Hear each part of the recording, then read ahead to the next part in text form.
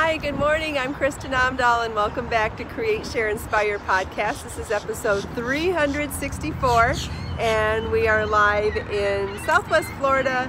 Actually, we're in Fort Myers this morning and I'll wait a few minutes for some people to head over from the pre-chat or head over from getting their notifications. And then we'll get started. If you're joining me live, please say hello. Let me know where you're from or what you're crafting on this morning. Hi, Melissa and Sherry and Michelle. Thanks for joining live. If you have any questions for me, please feel free to ask. Good morning, Pamela, Freezaby, Lisa. Thanks for joining live. Hi, Judy. Good morning. Hi, Joe. Thanks for joining live, everybody. Hi, Janet. It is really sunny. It's cold, but sunny. Hi, Linda. Hi, Cindy. Hi, Pamela. It's only 50 degrees, so I wish I had a jacket, but I'll live. I'm only going to be out a few minutes. Hi, Lily. Hi, Jane. I have a few things to show everybody this morning, but first I'd like to say good morning and welcome back to Create, Share, Inspire podcast. This is episode 364 and we are live in Southwest Florida. If you're joining me live, please say hello. Let me know where you're from, what you're crafting this morning, or if you have any questions for me. If I can answer them live, I will. If I miss your questions and you want me to see them, please leave them in the recorded comments when the video is no longer live but stays recorded on my YouTube channel, because I do make a point to reply to those throughout the day as well. And if your question is something that I think everybody would like the answer to, I will save it for another live episode so we can share it with everybody. Michelle, you couldn't find the belt in my Amazon shop, huh? Well, if you leave, it is there. If you want to leave me a comment in the recorded version of the podcast, I can give you the specific link there too. But it is there in the fashion folder. Hi, Julie. Thanks for joining live. I have that belt on this morning, and I wanted to show you how nicely it updates even just a flowy top. Like, see if I can back up enough for you to see this. So here's what this top looks like if I just wear it normal. And by adding the stretchy belt, I feel like it really just dresses it up a lot. And so instead of just having a flowy top and no shape to myself, I feel like it really dresses up the top. I'm also wearing a new pattern this morning. This is the new Anuka necklace, which is made out of a very simple knit I-cord in Be So Tender and Be So Dazzling yarns held together, which is so gorgeous. And then in the pattern, I show you how to transform this long I-cord into a necklace with a Celtic love knot in the center of the necklace. So I'll take it off so you can see. And if you don't want to make it an I-cord, you could do it in a giant crochet chain instead, or you could use regular rope, or you could use fabric. You could do this in all sorts of different mediums. The beauty of the pattern is that I teach you how to do the Celtic love knot, so it doesn't really matter what type of crafting you like to do. You could still apply this pattern to any craft to make the love knot onto it. And so it ends up having its own pendant. It's not a separate piece. This is one continuous piece of I-cord, and so the pattern includes a photo tutorial, an illustration, and my tips and tricks for making it look so incredibly gorgeous. So then you add your findings to the other side, and voila, you have a one-of-a-kind necklace. Isn't that awesome? I love it so much. I hope you do too. And if you would like to download this pattern individually, it's available on my website. It's called the Anuka knit necklace. And if you have pre-ordered the Layers Knit ebook, or if you're ordering the Layers Knit book, this is one of the patterns in that book. Thank you, Shane. I'm glad you like the pattern. Okay, next up, I wanted to show you that we have a new product. I'll wait a second for that to go by.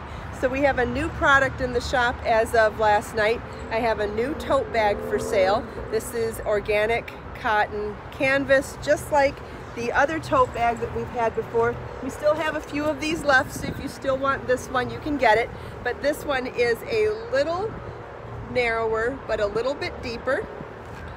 So it's just slightly smaller. It costs a little bit less as well, and it's on sale even for a limited time while it's brand new.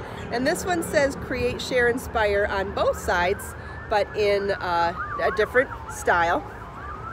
And I wanted to show you that it can still hold lots of project bags. So I have 5 projects in here this morning.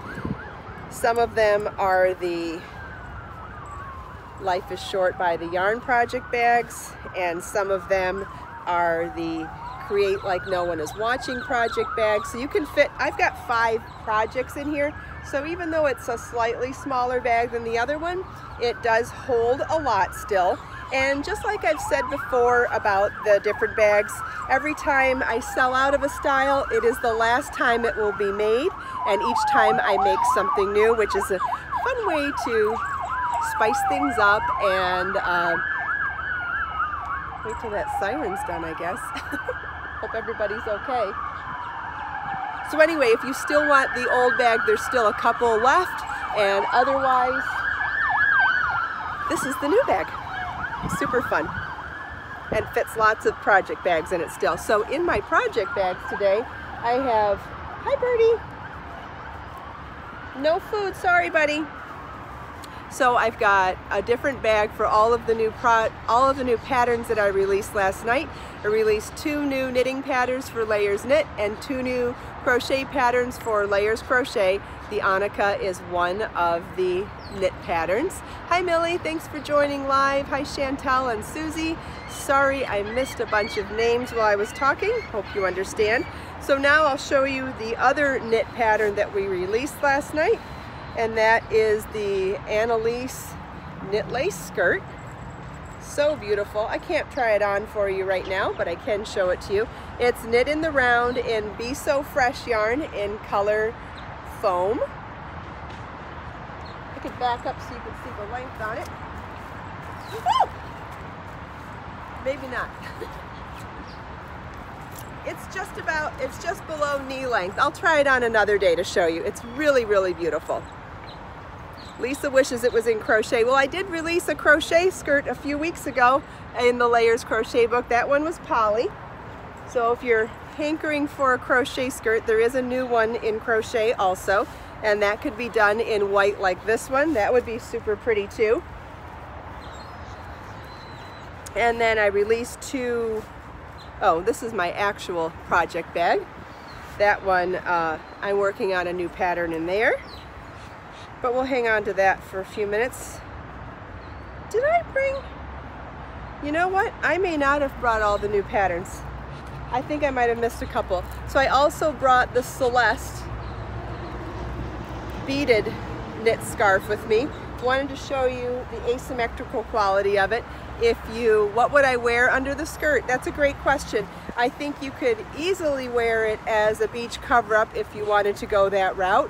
You could also wear it, especially under a one-piece, I think it would be super cute. But you could wear any skirt or slip, you could wear a slip that's the tank top and dress slip. You could wear just a waist down slip. You could wear leggings underneath it. You could wear, and then you can consider what kind of colors you want. Do you want to go tonal and leave it white or nude underneath? Do you want a contrast color to go with whatever layer you wear on top? Talking about skirts is a long-winded conversation in my opinion, because there's so many possibilities, whether you want it to be tonal, nude background, high contrast background, low contrast background. Like for example, one of the ways that I want to wear that skirt is with this periwinkle slip that I have, that it's a tank top and it's a dress slip, so it starts here and goes all the way down, and then wear a denim jacket over the top, because I feel, so that's actually not a slip, that's a dress. So wearing it over a dress so that the tank top part matches the lining under the skirt, and then wear a jacket over the top, I think that that would be absolutely gorgeous. So whatever color dress you would wear underneath it, you'd want it to be a body conscious dress, at least fitted in the waist. then you could do that in black or a jewel tone or a softer jewel tone or a pastel. And then whatever color top you wear, you could do a white linen top over the top, like a button down that you tie at the waist, or do a denim shirt or a jacket of some kind or a cardigan. There's really a million different ways you could do it. It just depends on what look you're going for. Thanks, Pamela. This is the Anuka necklace. It's a new knit pattern, and this is the Celeste beaded scarf. It's an asymmetrical scarf, and we start here with the skinny edge. This one's done in Be So Toasty yarn, and so you cast on a very small amount of stitches, and as you increase, you work an edging simultaneously with the increasing rows, and you add a bead as you go. These are really adorable star beads that you can also buy on my website. So you can buy the yarn and you can buy the beads. So pretty. I love the color too, and I love how the beads match the yarn. The beads are available in a couple of different colors. This is the brown loomy, and I believe I have a blue loomy, which is more of a silver tone. So having a goldish bronzy and a silver tone means that either one will go with just about every color of yarn. When I say a beginner knitter could make that scarf, yes, there's not much involved in it. It's some knitting, some yarn overs, and some bind off for the edging, but very simple rows. You just follow the written instructions and very easy to do. Oh, for styling, an asymmetrical scarf is really great for wrapping. So you could start with your wide side and wrap around to the narrow, or you could start the other way. We'll do both ways. And you just want to tuck it up and, you know, zhuzh it around like we talk about all the time, but all sorts of ways to style an asymmetrical scarf. What I like to do is make sure that that edging, beaded edging, ends up coming in the front, so it frames the yoke of my top or frames my face, because then it just looks like a beaded collar. I think that's really gorgeous. So you notice I wrapped and then twisted so that wherever I want it to, like even going a little further, I think that's really pretty too. And so I just tucked the other end under the side, and just so pretty. And so you've got these layers of beads now, not just this one layer, but you've got a layer here and a layer here. And so it ends up giving you a tiered effect, which I just think that volume is so incredibly interesting. There are other ways you could wear it too. You could wear it traditionally as like a shawlette. I wouldn't call it a full shawl, it's smaller. But if you wanted to, you could drape it over your shoulders, right? And you could pin it up here. If you had a shawl pin, you could pin it up there. Maybe even bring it back around. Like to wear it over a little dress with thin straps. That would be super cute. All sorts of ways you could wear something like this. But my favorite, I think my go-to for this style would be a wrapped draped cowl like I showed in the first place. But really interesting shape and lots of different ways you could drape it around. You could tie it too. Okay, let's see what else I brought this morning. Like I said, I do believe I didn't bring everything, but let's see what I grabbed. That's the skirt. Okay, this piece is called the Fae. And I gotta tell you, I designed this, probably a year ago. And I don't know why it's taken so long for it to get published, but it has been one of the hardest secrets to, yeah, you could probably belt that one down the front too. This has been one of my hardest kept secrets. And this was taking one of the scarves from my Redbubble shop, which was originally a 56-inch square chiffon scarf. Now my Redbubble shop is where you can buy products with my hand-drawn artwork on it. So this is my hand-drawn artwork on a 55-inch square chiffon scarf. And what I did from there is cut an opening in the middle. It's really hard to show this here, I'm sorry. So I cut an opening down the front so that you could wrap it over your shoulders and have a ruana. Now, once you do this way, see if I can angle this down a little bit so you can see better. Woo! That's better. Okay, so once you do it this way, you now have a ton of different options. You could lace up the sleeves or sew up the sleeves to make kimono style sleeves, or it's long enough and big enough that it would probably stay like this if I wore it like this. I would either wear it over a blouse like this that is belted so you see some waistline in there, or I would wear a slim fitted top, like a tighter tank top or something. Because I think when you have a flowy outer layer, it's really important to see that there's a contrast of slimming layer underneath. I think that's interesting. But even just like this, how gorgeous is this? To just throw over, you could throw this over a sundress, over pants and a tank top, or jeans and a tank top. Really just a really cool bohemian accessory. The fringe is actually what weighs it down to hold it in place, but you could sew up the sides or lace up the sides, and you could also do that to the front. You could sew down the front here and make it a full poncho. And now I'm going to show you another way to wear it, and that's with the belt. We're going to come around the whole thing like that, and then we'll just have to pace everything out here. And then after I show you these styling things, I'll show you how we actually did this. So this is a crochet on fabric piece, and because of the nature of the very fine chiffon fabric, we're actually able to crochet right into the fabric without having to sew anything on first. I'm not getting this right. I think you'll get the idea in a second here though. So it actually ends up creating sleeves that way too. So forgive my inconsistency here because I'm not really seeing what I'm doing. But I think you can get the idea that ends up looking like a fitted piece. So now this is done by crocheting on the edge of the fabric. And then after you crochet on the edge of the fabric, I'm going to take it off again so I can show you the edge. So we've got crochet, a couple rounds of crochet around the fabric, and then we put fringe on the bottom, and that's what weighs it down and keeps it looking like a beautiful garment. Because otherwise it's light as a feather. It's made out of chiffon.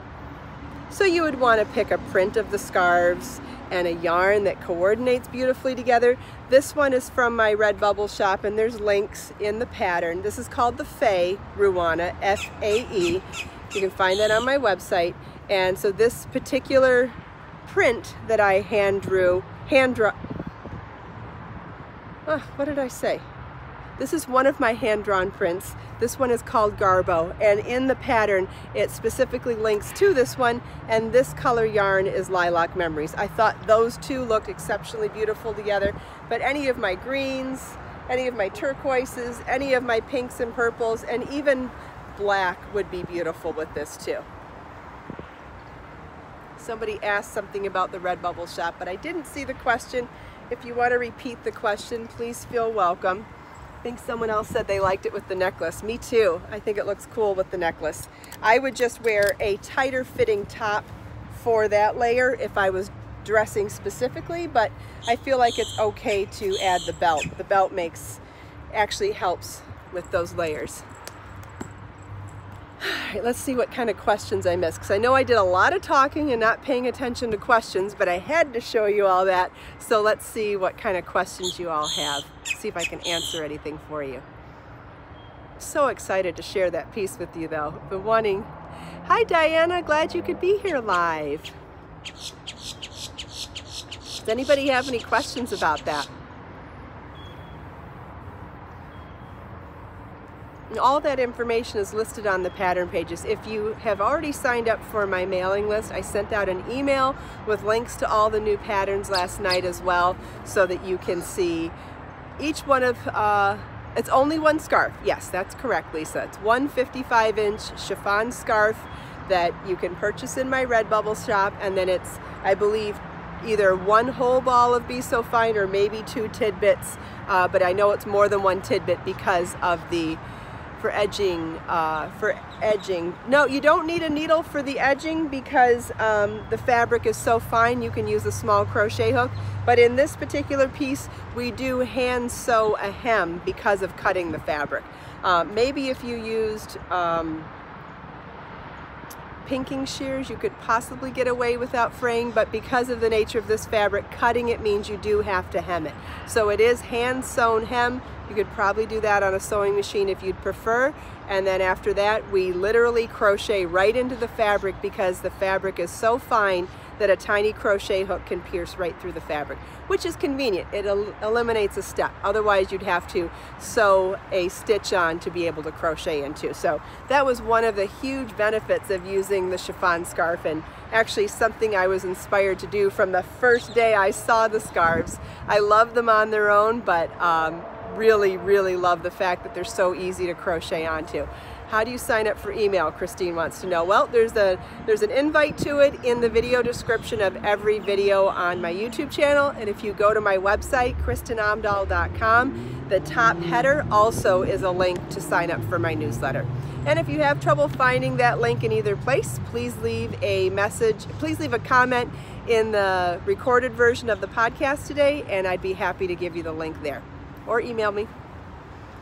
Happy to help any way I can. Does anybody have any other questions?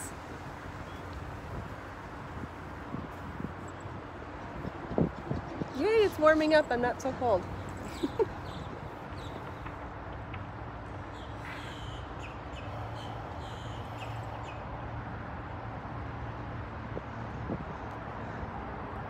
Wow, no questions. That's amazing. Or there's a delay. Who knows? I heard that there were some updates on Facebook this week, which makes sense because we usually see glitches before there's an update. So we had glitches a couple days ago, so maybe there's an awesome new update. Yes, it is a beautiful morning here. It is. The sky is blue, the water's blue, the air's fresh and clean, a little bit breezy, but it's warming up.